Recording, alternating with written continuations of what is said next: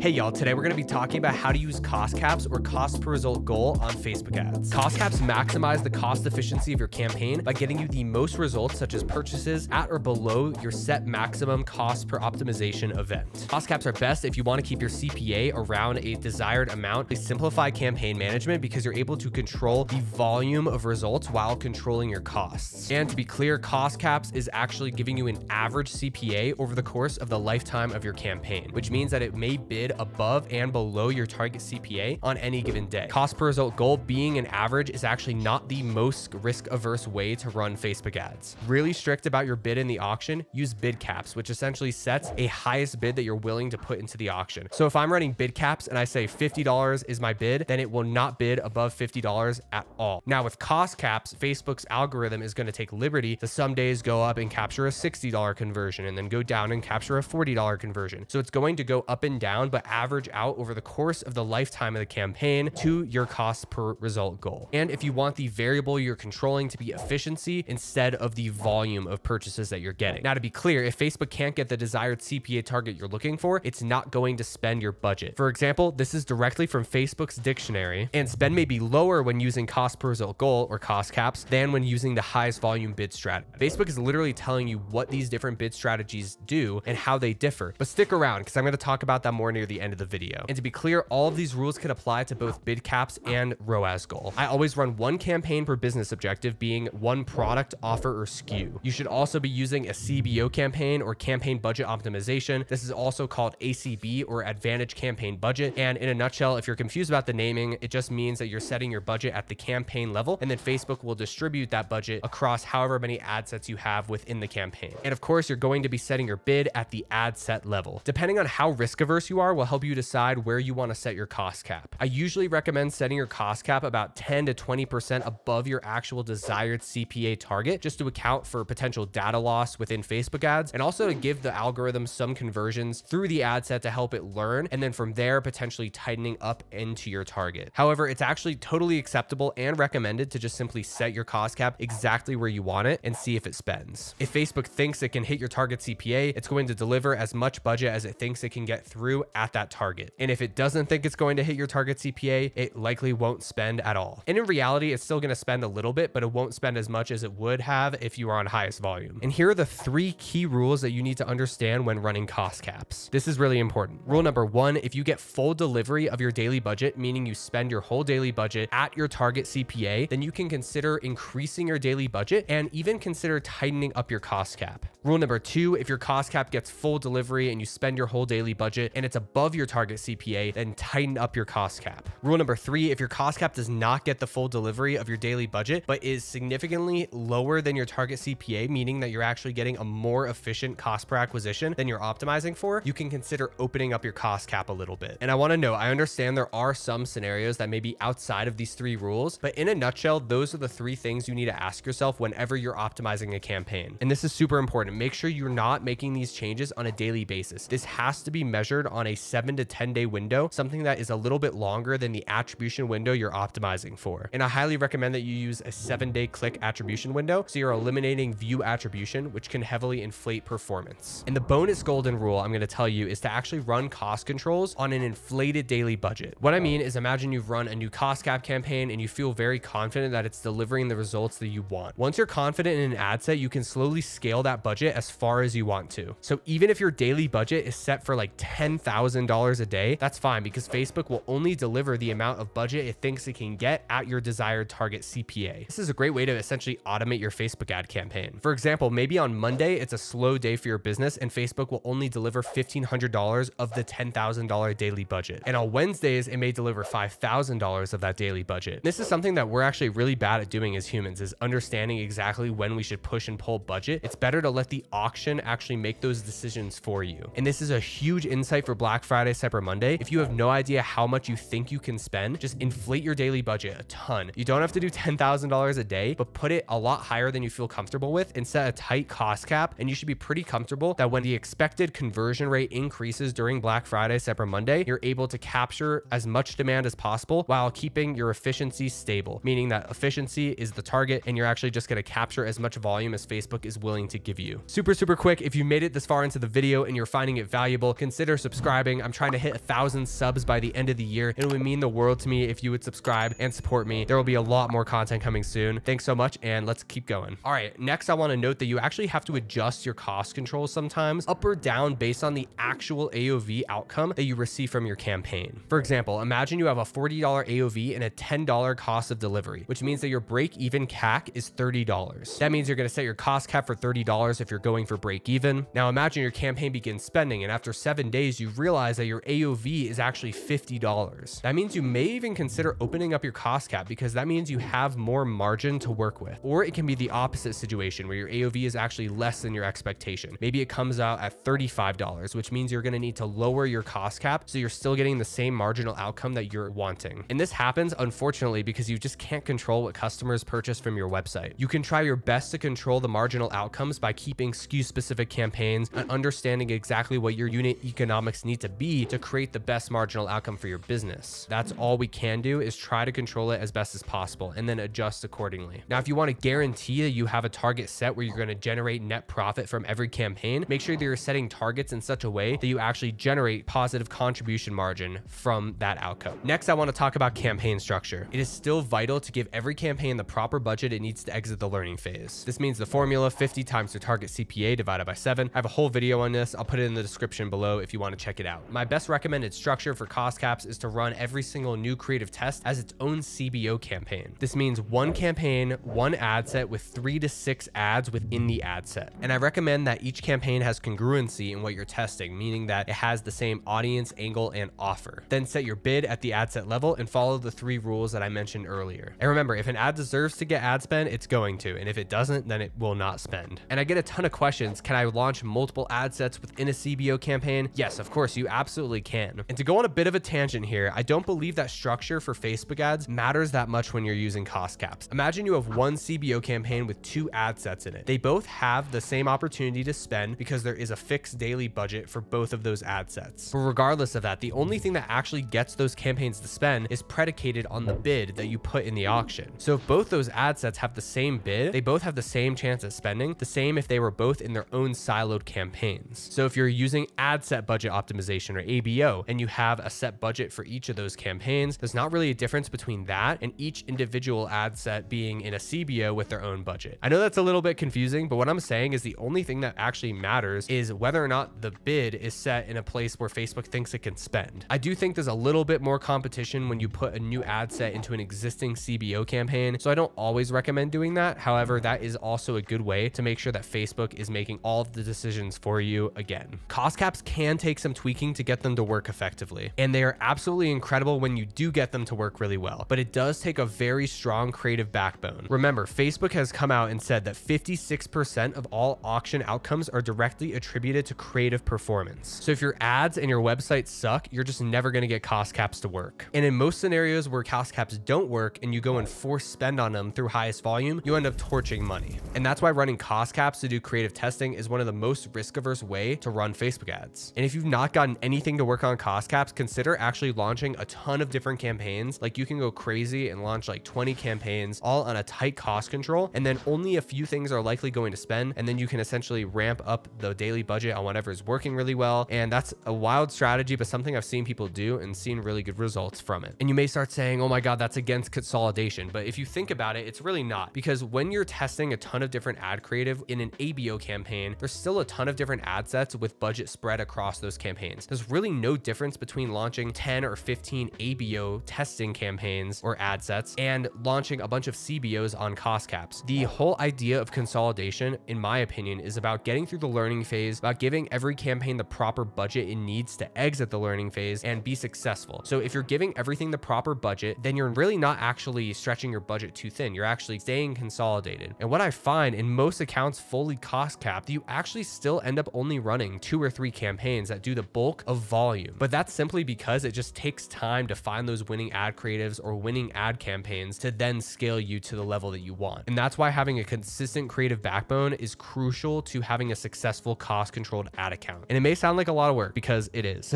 There's definitely no way around that. But I promise you, if you're a bootstrap brand that cannot generate negative contribution margin on first order, I highly recommend that you use cost controls. I promise it's not a hindrance to scale. It's actually probably the easiest way to scale your brand if you get it right. And that's it for this video. I hope you enjoyed it. And if you have any questions that popped up during the video, feel free to comment them below and I'll be sure to answer. Thanks so much for watching. Consider subscribing and I'll see you in the next video. Peace.